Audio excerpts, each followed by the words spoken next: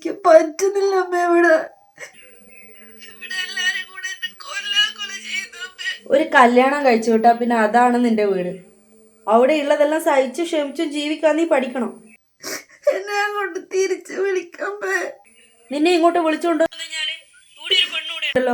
അവളെ കല്യാണം പിന്നെ നടക്കോ? നീ അത് ആലോചിച്ചിട്ടുണ്ടോ? അത് മാത്രല്ല, നിന്നെ ഇത്രയും ആഡംബരമായിട്ട് കെട്ടിച്ചു വിട്ടിട്ട് നീ ഇങ്ങോട്ടേക്ക് തിരിച്ചു വന്ന നമ്മൾ അഭിമാനത്തെ കുറിച്ച് നീ ആലോചിച്ചിട്ടുണ്ടോ?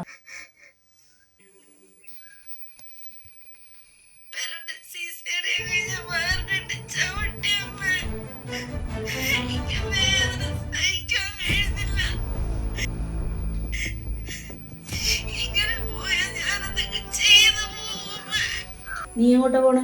ഞാൻ ചേച്ചിനെയും കുഞ്ഞിനെയും കൂട്ടാൻ പോവാ. ഞങ്ങൾക്ക് മാനക്കേട് ഉണ്ടാക്കിയിട്ട് അവളെ കുഞ്ഞിനെ കൂട്ടിയിട്ട് നീ വീട്ടിൽ താമസിക്കാതെ വിചാരിക്കണ്ടോ? അതിന് ഇങ്ങോട്ടാരാ കൊണ്ടുവരുന്നത്? സിസിയറിനായിട്ട് പോലും ചേച്ചീനെ ഇത്രയും പെട്ടെന്ന് തിരക്കിട്ട് പറഞ്ഞു വിട്ടത് നിങ്ങളെ സൗകര്യത്തിന് വേണ്ടിയല്ലേ? ഇത്രയും കാലം ഞാൻ അവളെ ഇങ്ങോട്ട് കൊണ്ടുവരാൻ ഞാൻ എന്താണെന്നറിയോ? ഞാനായിട്ട് അവളെ ഇങ്ങോട്ട് കൊണ്ടുവന്നാൽ നിങ്ങൾ പറയും ഞാനാണ് അവളുടെ ജീവിതം തകർത്തത്. ഇതിപ്പോൾ അവിടുത്തെ ജീവിതം മടുത്തിട്ട് അവളായിട്ട് വിളിക്കുന്നതാ. ഞാൻ അവളെ കുഞ്ഞിനെ കൊണ്ടുവരാൻ പോവാ.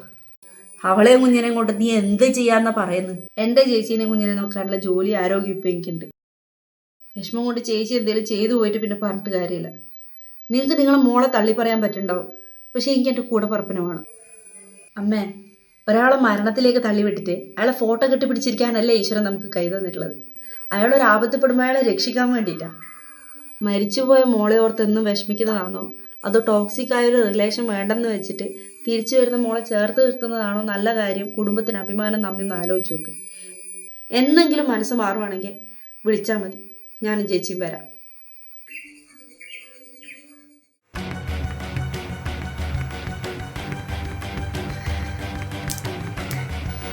ചേച്ചി,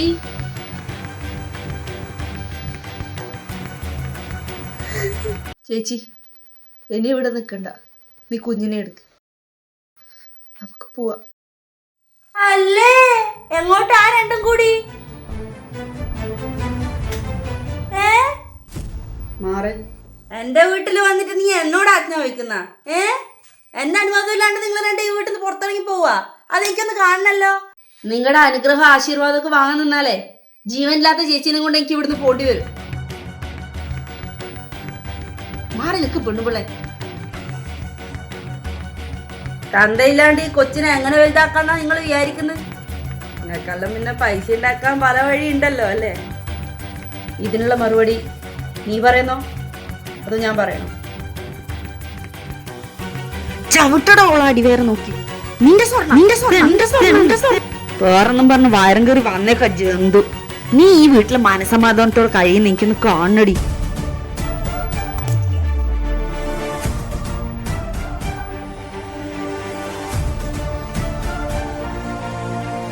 നിങ്ങളുടെ മോനുള്ള ശിക്ഷ ഇതിലുണ്ട്. നിങ്ങൾ രണ്ടുപേരും കൂടെ എന്നെ ഈ വീട്ടിലോട്ട് കൊല്ലാക്കൊല ചെയ്തില്ലേ? എൻ്റേതെന്ന് പറയാവുന്ന എല്ലാം നിങ്ങളുടെ കൈക്കലാക്കിയില്ലേ? 2 ദിവസം പോലും ഞാൻ ഈ വീട്ടിൽ മനസമാധാനത്തോടെ ഉറങ്ങിയിട്ടില്ല. എനിക്ക് ഇനിയെങ്കിലും ജീവിക്കണം, ഒന്ന് ഉറങ്ങണം. ഇത് വില കൊടുക്കുന്നു നിങ്ങൾക്ക് 2 പേർക്കുള്ള ശിക്ഷ ഞാൻ വാങ്ങിച്ചു തരും, ഉറപ്പാ.